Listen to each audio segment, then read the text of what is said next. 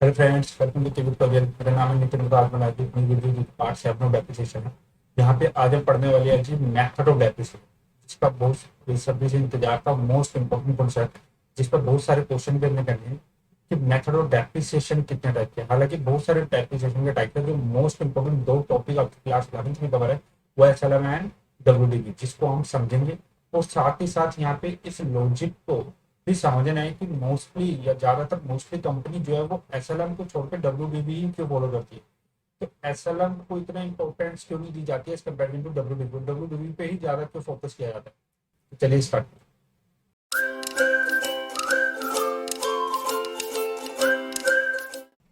तो हमने पढ़ना थी मेथड ऑफ डेप्रिसिएशन। जैसे कि मैंने आपको लास्ट क्लास में बताया था, ये मेथड कॉलेज वालों के लिए रेलिवेंट है। कॉलेज में आपने ये पढ़ना है। और जो फर्स्ट टू थे इसके बारे में हमें डिस्कशन करना है, ये क्लास 11th के लिए रेलिवेंट है। ये मैंने ऑलरेडी डिटेल में डिस्कस कर दिया था लास्ट टाइम में, चेंज इन मेथड, जहाँ पे मैंने आपको बताया था एसएलएम से डब्ल्यूडीवी में जाने के लिए क्या करना पड़ेगा, या डब्ल्यूडीवी से एसएलएम में जाते हैं तो क्या फ़र्क पड़ता है, इधर से इधर या इधर से इधर जाने में क्या फ़र्क पड़ता है, ये हमने देखा था। ठीक है जी। तो आज हम डिटेल में डिस्कशन करने वाले हैं जी एसएलएम एंड डब्ल्यूडीवी के बारे में। एस एल एम डब्ल्यूडीवी के, तो हम इसको डिटेल में आज पढ़ने वाले हैं। और साथ में कौन सा मेथड सही रहता है अडॉप्ट करना, ये भी हमने लास्ट क्लास में डिस्कस किया था। लिंक नीचे डिस्क्रिप्शन में गिवन है, आप वहाँ जाकर पढ़ सकते हैं। वो डिटेल में पिछली वीडियो भी मैंने सारी चीज़ें डिटेल में डिस्कस कर रखी है, तो वहाँ पर जाकर उसको देख सकते हैं। सबके लिंक नीचे डिस्क्रिप्शन में गिवन। तो चलिए स्टार्ट करें। टॉपिक का नाम है जी straight line method. Straight line method,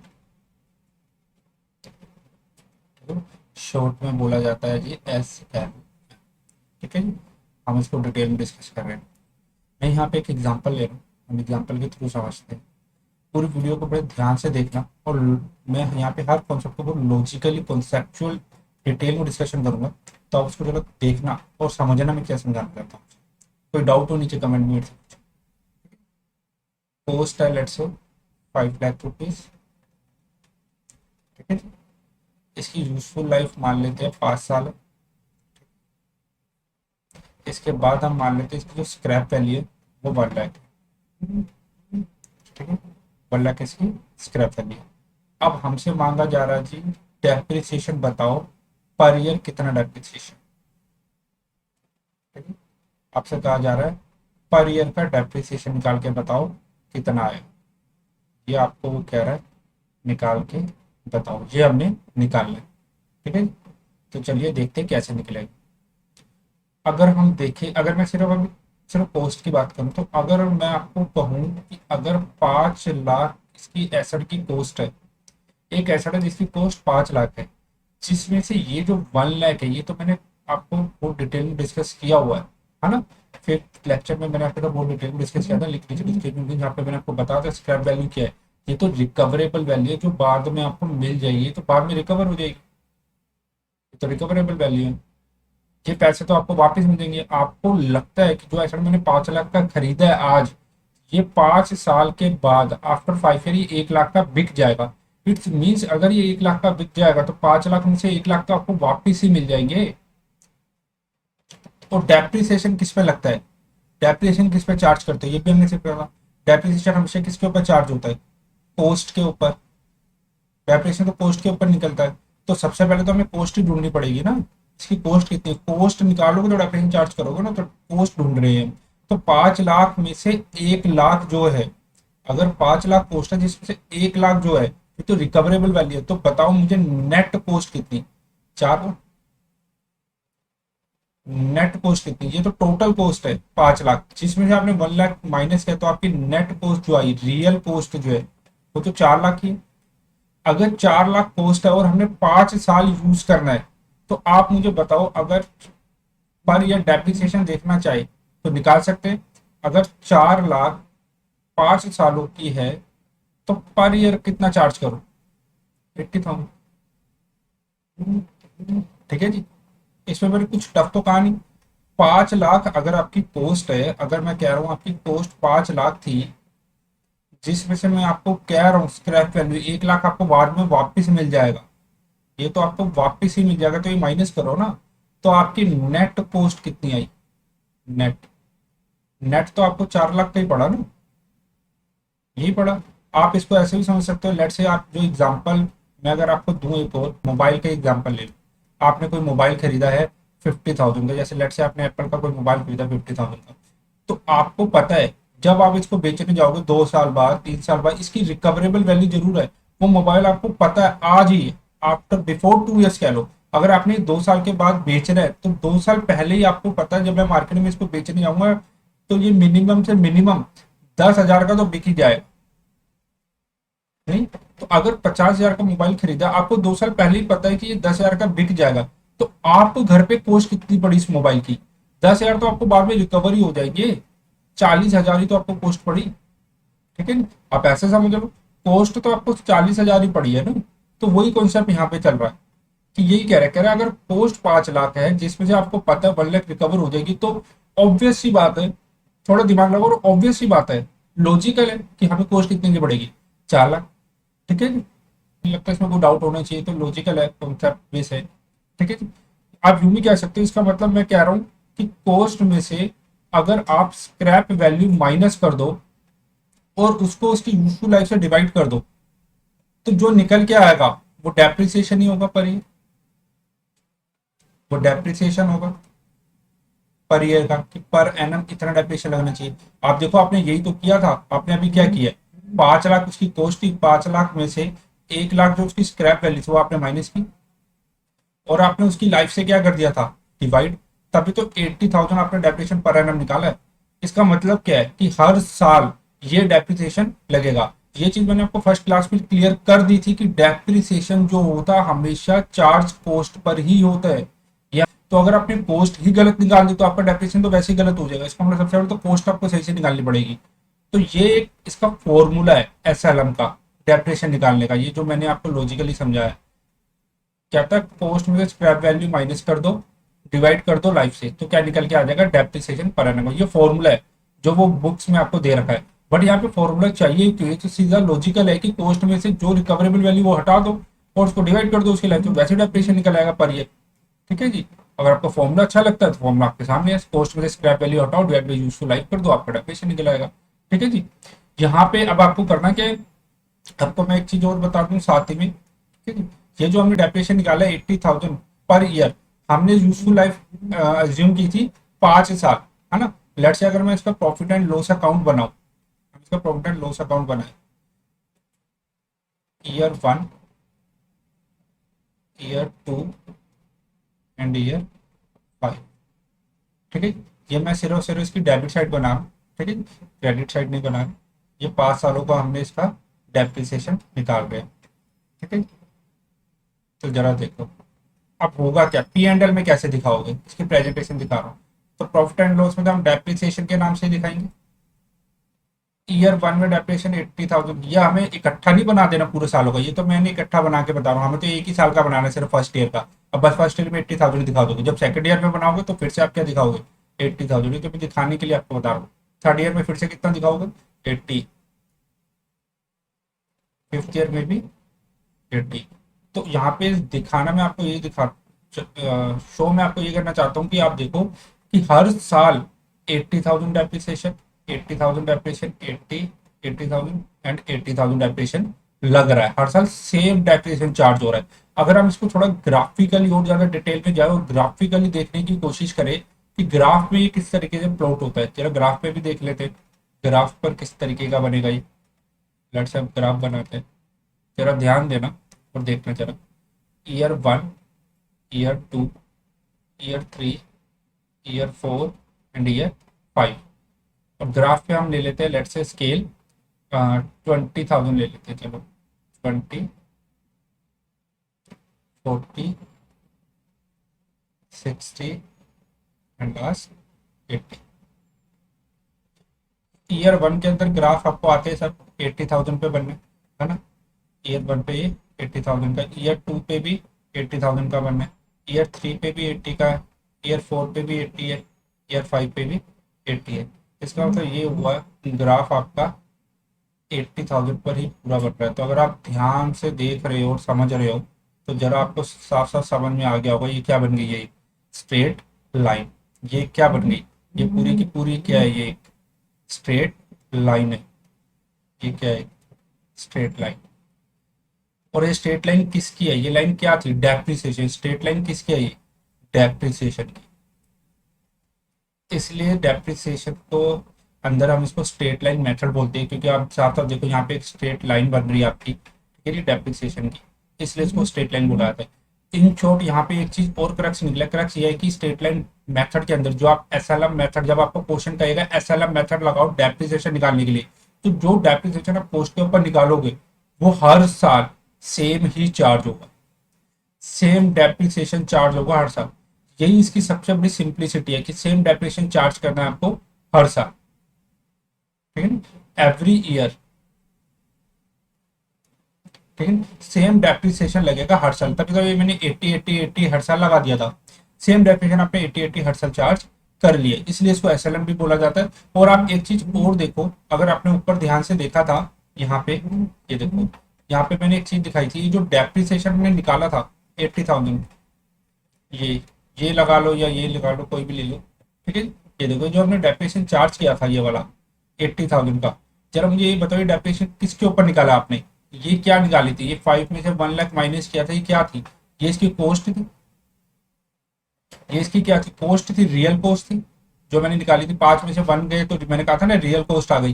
real cost मतलब क्या, ओरिजिनल कॉस्ट, और डेप्रिसिएशन तो वैसे कॉस्ट बेस होता है, तो ये ओरिजिनल कॉस्ट थी, ठीक है। ये डेप्रिसिएशन ओरिजिनल कॉस्ट के ऊपर निकला हुआ है, इसीलिए इसलिए हम एस एल एम को ओरिजिनल कॉस्ट मेथड भी बोलते हैं, इसलिए इसको ओरिजिनल कॉस्ट भी बोला है, इसलिए इसका नाम ओरिजिनल कॉस्ट मेथड भी है। एसएलएम मेथड को, ओरिजिनल कॉस्ट मेथड को, इसको फिक्स्ड कॉस्ट मेथड भी बोलता है, फिक्स्ड मेथड भी बोला जाता है। बताओ फिक्स्ड क्यों बोलता है, क्योंकि इसका डेप्रिसिएशन हर साल क्या रहता है, फिक्स। हर साल आपने 80 दिखाया था, इसलिए इसको क्या बोला था, फिक्स मेथड। तो आप इसका नाम, चाहे इसका नाम आप एसएलएम बोलो, ओरिजिनल कॉस्ट मेथड बोलो, फिक्स मेथड बोलो, सब नाम इसी की है, सब इसी को बोला जाता है, ठीक है। नहीं क्यों बोला जाता है, वो लॉजिकली दिख रहा है, क्योंकि फिक्स डेप्रिसिएशन चार्ज हो रहा है इसलिए fix method. Cost, original cost भी निकाल दो इसलिए ओरिजिनल कॉस्ट मेथड। एसएलएम जो स्ट्रेट लाइन बन रही है इसलिए एसएलएम बोला जाता है, ठीक है जी। तो आई होप आपको यहाँ तक तो समझ में आया होगा। और एक चीज और बताओ, मैंने आपको कहा है कि ये 80,000 डेप्रिसिएशन निकला है, ठीक है जी, ये 80,000 डेप्रिसिएशन तो मैंने निकाल दिया, चलो ठीक है। मैं आपसे एक चीज पूछना चाहता हूँ, क्वेश्चन पूछना चाहता हूँ, जरा मुझे इसका आंसर देना, ठीक है। नहीं मेरे से तो निकला नहीं, शायद आप निकाल दो। जरा मुझे एक चीज बताओ, ये अगर मैं आपको कहूँ कि डेप्रिसिएशन निकाला है मैंने 80,000, यही था 80,000 हमने डेप्रिसिएशन निकाला है, इसकी कॉस्ट थी 5 लाख, ठीक है। मैं आपसे बता रहा हूँ इसका रेट निकाल के बताओ, rate, depreciation rate. Depreciation rate का मतलब ये है कि कितना परसेंट है ये कॉस्ट का, मुझे ये बता सकते हो कितना परसेंट निकला है। तो मैं इसको ऐसे कह सकता हूँ कि 80,000 जो है 5 लाख का कितना परसेंट है, आपसे ये पूछा जा रहा है कि डेप्रिसिएशन जो निकाला आपने 80,000 वो 5 लाख का कितना परसेंट है, मतलब 80,000 depreciation divide by 5 lakh. 5 lakh पे 80,000 का डेप्रिसिएशन, तो परसेंटेज आपको पता ही, परसेंटेज निकालने के लिए हम क्या करते हैं 100, आप 40 वैसे कट कर दोगे तो 16,580, इसका मतलब ये 16% है, मतलब 16% ये मैंने क्या निकाल दिया इसका डेप्रिसिएशन रेट। इसी को इफेक्टिव रेट बोलो या डेप्रिसिएशन रेट बोलो, सब इसी के नाम है। मैंने ये बताया आपको कि डेप्रिसिएशन कॉस्ट का कितना परसेंट था, वो 16% है। इट्स मीन्स कि अगर आप 5 लाख देखोगे, 5 लाख का 16% निकाल दो तो क्या निकल आएगा 80,000, तब भी ठीक है।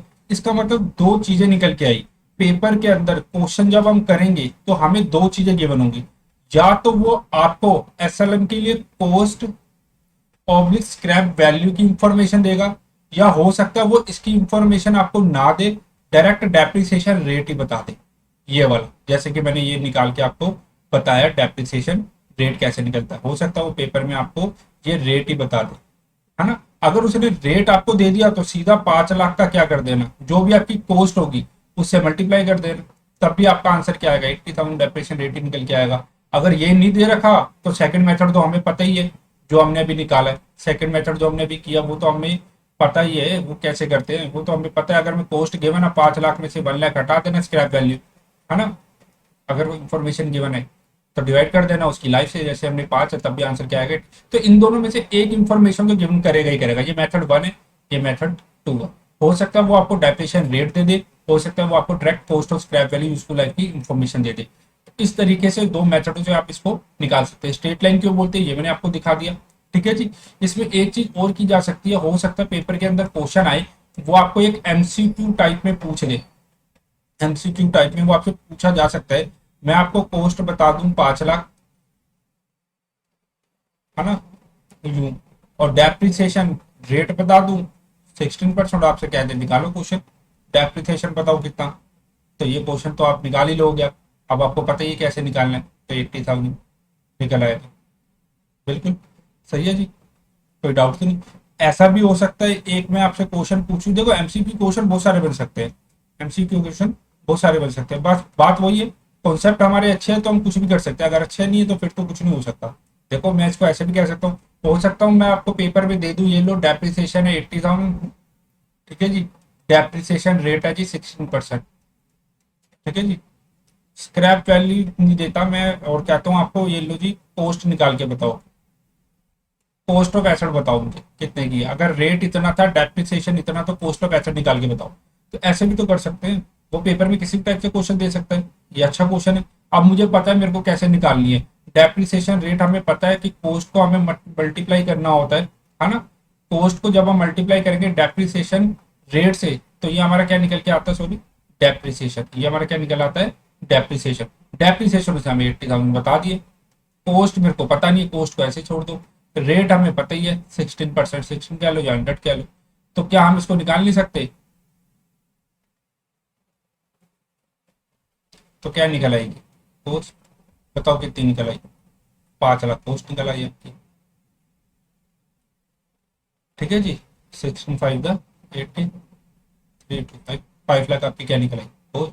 तो इस तरीके से निकाल लो, ये एक अच्छा एमसीक्यू क्वेश्चन बन सकता है, एमसीक्यू क्या, ये क्वेश्चन लॉन्ग में भी आ सकता है, 3 to 4 मार्क्स के लिए एकदम परफेक्ट क्वेश्चन है, मैं इस तरीके से निकाल सकता हूँ, उसमें क्या टफ बोलती है, मैं इसमें और भी टफ कर सकता था, दूसरे मेथड से निकाल लेता, रेट ना देता, स्क्रैप वैल्यू वगैरह दे देता, ठीक है। तो क्वेश्चन तो किसी भी टाइप से बन सकते हैं, इंपॉर्टेंट है कि आपके कॉन्सेप्ट पक्के होने चाहिए, लॉजिक आपके पक्के होने चाहिए, तो इस तरीके से भी निकाल सकते हैं। तो आई होप आपको एसएलएम तो समझ में आ गया होगा कि एसएलएम कैसे निकलता है, और सबसे सिंपल मेथड माना जाता है, कुछ नहीं करना, कोस्ट में से स्क्रैप वैल्यू माइनस करो, जो इसका ये फॉर्मूला है, कोस्ट में से स्क्रैप वैल्यू हटाओ, यूजफुल लाइफ से डिवाइड करो, तो डेफिनेशन पर ईयर निकलेगा। एसएलएम ओरिजिनल कोस्ट मेथड क्यों कहते हैं, फिक्स मेथड क्यों कहते हैं, ये सब समझ चुके। तो हर साल सेम डेफिनेशन चार्ज करते रहो, तो आपके क्या निकल आएगा, सेम डेफिनेशन निकालते रहो हर साल, तो बस कुछ भी नहीं करना, सेम डेफिनेशन शो करते जाओ, ठीक है जी। स्ट्रेट लाइन में मैंने ग्राफिकली भी आपको दिखाया है, इफेक्टिव रेट, डेप्रिसिएशन रेट, ये सब हमने देख लिया, इफेक्टिव रेट और डेप्रिसिएशन रेट कैसे निकालते हैं सब हमने देख लिया, ठीक है नहीं। तो आई होप आपको समझ में आ गया एसएलएम मेथड क्या होता है और उसमें क्या करना होता है। स्टिल कोई डाउट हो तो आप नीचे कमेंट में बता सकते हो, पिछली वीडियो की लिंक नीचे डिस्क्रिप्शन में गिवन है, उसको जरूर पढ़ लेना। चलिए चालू करते हैं सेकंड मेथड, जिसका नाम है जी written down value method, written down value method, जिसको शॉर्ट के अंदर WDV मेथड बोला जाता है, ठीक है, इसका शॉर्ट नाम क्या है, WDV। सेम एग्जांपल यहाँ पे फॉलो करते हैं, ठीक है, सेम एग्जांपल को लेके चलते हैं। कॉस्ट थी 5 लाख, ठीक है जी, यूजफुल लाइफ थी 5 साल, ठीक है। यहाँ पे क्या होता है, यहाँ पे आपको डेप्रिसिएशन रेट दे, लेट से यहाँ पे उसने आपको रेट दे दिया, यहाँ पे आपको स्क्रैप वैल्यू नहीं देगा, इस मेथड के अंदर हमेशा आपको डेप्रिसिएशन रेट देगा। एसएलएम में दो दे सकता है, रेट भी दे सकता है और डायरेक्ट स्क्रैप वैल्यू भी देगा, बट इस क्वेश्चन के अंदर ज्यादातर आपको 90% रेट ही मिलेगा, ठीक है जी। इसका भी फॉर्मूला होता है, फॉर्मूला में आपके साथ डिस्कस करूंगा कैसे करते हैं, बट ये पेपर में आपको हमेशा रेट गिवन होगा, ठीक है जी। तो जरा इसको देखते हैं, इसके अंदर क्या होता है जी, यहाँ पे जैसे लेट से जब 5 साल लाइफ है तो आपको हर साल डेप्रिसिएशन निकालना पड़ेगा, है ना। ईयर 1 के अंदर डेप्रिसिएशन निकालोगे तो 5 लाख इंटू 15%, ये आपका फर्स्ट ईयर का डेप्रिसिएशन निकल आएगा। जब आप ईयर 2 का डेप्रिसिएशन निकालोगे ना, पहले ईयर 1 का निकाल लेते हैं, तो ये निकलेगा जी 75,000, और जब आप सेकेंड ईयर का निकालोगे ना, तो सेकेंड ईयर के लिए क्या करना पड़ेगा, 5 लाख में से आपको ये 75,000 माइनस करना पड़ेगा। ये हम एसएलएम में माइनस नहीं कर रहे थे, क्योंकि एसएलएम के अंदर क्या हुआ था, जो आपने एक बार निकाल लिया था 80, वही हर साल चार्ज कर रहे थे, पर यहाँ पे ऐसा नहीं होगा। देखो उसके नाम में क्या लिखा है, रिटर्न डाउन, राइट डाउन, जो हमने पहले भी पढ़ रखा है, राइट ऑफ, राइट ऑफ का मतलब क्या था, हटाते जाओ, जो निकल गया उसको हटाते जाओ। तो 75,000 आपने चार्ज कर दिया, इसको हटा दो, तो 5 लाख में से 75,000 को हटा दो, तो हटाओगे जो बच जाएगा उस पे 15% निकालो। मतलब बच क्या गया, 425 जो बच गया उस पे 15% निकालो। ये मैंने निकाल रखा है, मैं डायरेक्टली आपको वहां से दिखाता हूँ, ये देखो। तो ये देखिए जी, ये मैंने निकाल रखा है। फॉर्मूला वही है, cost into rate percent, cost into rate per year वाला। ये देखो 5 लाख था, है ना। 5 लाख में से आपने 15% निकाला फर्स्ट ईयर का, तो 75 आया। सेकेंड ईयर में रह गया जी 5 में से 75 के 420 आपकी रहेगी बुक वैल्यू। बुक वैल्यू आपको पता नहीं जो आज आ रही है। जैसे लेट से ही हमने ईयर 1 के लिए निकाला था 5 लाख, ईयर 1 के लिए निकाला था, लेट से ये 2022 था, ठीक है। तो ये जो निकल के आई है 425 वैल्यू, ये 31 मार्च 2022 की है। मतलब 31 मार्च 2020 को मेरी बुक्स के अंदर इतनी वैल्यू आ रही है। मतलब आज अगर मैं मार्केट में सेल करने जाऊंगा तो ये कम से कम 425 की तो बिक जानी चाहिए, 425 की तो एटलीस्ट सेल हो जानी चाहिए। इसका मतलब ये होता है, बुक वैल्यू भी मैंने डिटेल में डिस्कस की थी आपसे जब मैंने प्रॉफिट एंड लॉस समझाया था आपको, ठीक है। तो 5 में से 75 गए, 425 बच गए। मतलब आज मार्केट में कम से कम इसकी ईयर 1 में वैल्यू इतनी है। सेकंड ईयर में क्या होगा, जो ऑब्वियसली बात है ये क्लोजिंग है, 420 ईयर 1 का क्या है, क्लोजिंग है। अगर ये 425 क्लोजिंग है ईयर 1 का, तो ईयर 2 का क्या बनेगा, ये ओपनिंग। ये क्लोजिंग है तो अगले साल का क्या बनेगा, ओपनिंग। तो फिर 425 ओपनिंग इंटू 15%, फिर से एक साल का, तो निकल के आया 63750। तो 425 में से 6,350 हटाओगे, 63750 हटाओगे तो रह गया 361,250 ईयर 2 की क्लोजिंग। मीन्स कि अगर आज आप मार्केट में बेचने जाओगे तो कम से कम मिनिमम से मिनिमम 3,61,250 की तो बिकनी चाहिए। अगर इससे ऊपर बिकती है तो आपका प्रॉफिट, अगर इससे नीचे बिकती है तो आपका लॉस, बट मिनिमम इतने का बिकना चाहिए। थर्ड ईयर में फिर से आपने देखो ये क्लोजिंग बना था आपका, ये अगले साल का क्या बन गया 361 ओपनिंग। फिर आपने 361 के ऊपर 15% निकाला तो आपका भी इतना आया। तो इन शॉर्ट कहने का मतलब ये गिरता हुआ है। अगर आप देखो ये गिर रही है वैल्यू, जबकि इसके कोरस्पोंडेंट जो आपने निकाली थी एसएलएम वो सेम था 80, सेकेंड ईयर में भी 80, थर्ड में भी 80, फोर्थ में भी 80, फिफ्थ में भी वो सेम ही डेप्रिसिएशन लगता जा रहा था 80 80 80। बट यहाँ पे सेम डेप्रिसिएशन नहीं लग रहा है, यहाँ पे वैल्यू कम होती जा रही है। अगर हम इसको ग्राफिकली भी देखो तो ईयर 1 2 3 4 5 में ये देखो 39, ये जैसे जैसे आपने डेप्रिसिएशन लगा, तो आप देखो फर्स्ट ईयर में आपने 75 लगाया डेप्रिसिएशन, ठीक है जी। सेकंड में आपने कम कर दिया 63750, थर्ड में आपने 54, फोर्थ में आपने 46, फिफ्थ में आपने 39। तो आप देखो ग्राफ आपका गिर रहा है, देख रहे हो आप, ग्राफ आपका नीचे की तरफ आ रहा है, ये गिर रहा है। तभी तो इसको रिटर्न डाउन वैल्यू मेथड का, रिटर्न डाउन का मतलब वैल्यू कम होती जा रही है, हटती जा रही है, तभी तो इसका नाम ये है। ये वैल्यू आपकी गिरती जा रही है। तो आप ग्राफिकली भी देखो आपकी ग्राफ नीचे की तरफ आ रहा है, डाउन हो रहा है। गिरना मतलब क्या है, डाउन। क्यों डाउन हो रहा है, राइट ऑफ की वजह से, इसलिए इसको रिटर्न डाउन बोल रहे हैं। क्योंकि डाउन तो हो रहा है, रिटर्न ऑफ कर रहे हैं, उसकी वजह से आपका डाउन हो रहा है, इसलिए इसको राइट ऑफ बोल दिया गया।